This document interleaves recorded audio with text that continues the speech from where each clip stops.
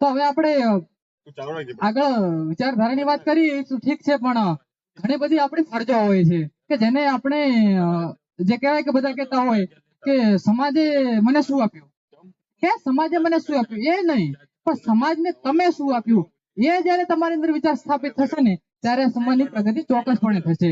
એટલે આપણે સમાજને શું આપી શકીએ છીએ, કેવી રીતે આપી શકીએ છીએ એ બહુ વિચારવું ઘટે છે.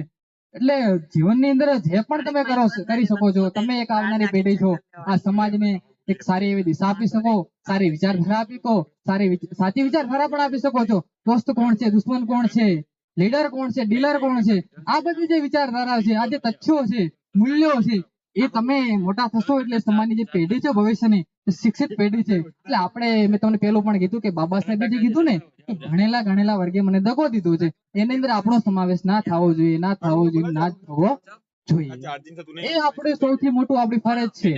તો તમારી અંદર બીજી ઘણી બધી પણ ફરજો આવે છે કે જે બાબા સાહેબે, કાશીરામ સાહેબે અને આપણા બહુજન મહાનાયકોએ આજે સામાજિક ક્રાંતિ અને રાજ્ય ક્રાંતિનો જે રથ છે તે આટલા સુધી લાવ્યો છે. તો આને આપણે આગળ ના લઈ જઈ શકીએ તો કાંઈ નહીં, પણ આ વિચારધારાને પાછળ તો ન જવી જોઈએ અને ન જવા દેતા. નકા ગુલામી બહુ દૂર નથી, ગુલામી બહુ દૂર નથી. જો તમે તમારી વિચારધારામાંથી છટક્યા, જો તમે તમારા મહામાનવોના વિચારોમાંથી છટક્યા અથવા કોઈ ખોટા રસ્તે ચડી ગયા અને સાચી જો વિચારધારા પેઢીને ના મળે તો તમે ગુલામ 100% બનશો ને બનશો.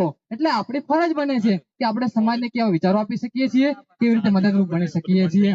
તો સમાજની અંદર ઘણી બધા પૂરી છે, એ બરબાદીઓ છે કે જે આપણને ખબર છે પણ એને સમક્ષ આપણે બોલી શકતા નથી. તો એની અંદર જે પેટા જ્ઞાતિવાદ છે એ સમાજની અંદર આપણે જે પેટા જ્ઞાતિવાદો પાડેલા છે કે આ આપણે એસટી છીએ, એની અંદર આપણે અલગ અલગ જ્ઞાતિઓમાં વહેંચાયેલા છીએ. કોઈ અલગ ભવન બનાવે છે, કોઈ અલગ બંધારણ બનાવે છે પોતાની સમાજનું.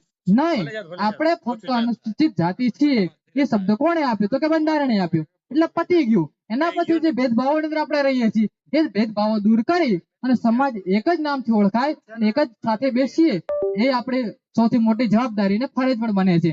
બીજું હોય કે આજનો જે યુવાધન છે કઈ દિશા તરફ જઈ રહ્યો છે, કે સામાજિક અપરાધો કરતો હોય છે, વ્યસનો કરતો હોય છે.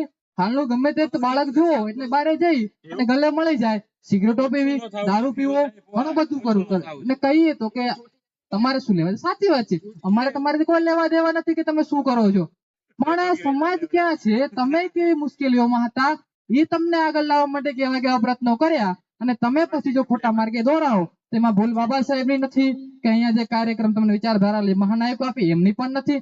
એ ભૂલ તમારી છે કે તમારી પેઢી તમે ક્યાં લઈ જશો. એટલે જે આ વ્યસનના રવાડે ચડો છો એનાથી પણ દૂર ભાગો અને સામાજિક રીતે આપણને જે આદર્શ મૂલ્યો આપી શકીએ પેઢીને એ બહુ જરૂરી છે. પછી ઘણા બધા એવા અપરાધો થતા હોય છે કે જેની અંદર આપણું નામ ન આવે એની પણ આપણે બહુ જવાબદારી રાખવી જોઈએ છીએ.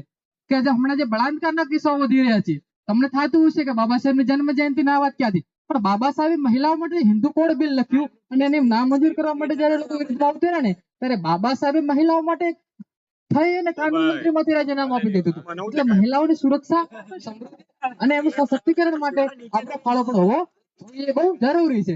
એટલે જે આપણા માટે જે મૂલ્યો છે, આપણે જે વિચારધારા છે અને આપણા જે સામાજિક કાર્યો છે એ આપણે બહુ સારી રીતે સમજવા જોઈએ અને સમાજને સાચી દિશા, સાચી વિચારધારા અને સાચા કાર્યો કેવી રીતે કરી શકીએ એ આપવું જોઈએ. તો હવે આપણે આ કાર્યક્રમની આગળ પણ શરૂઆત કરીશું.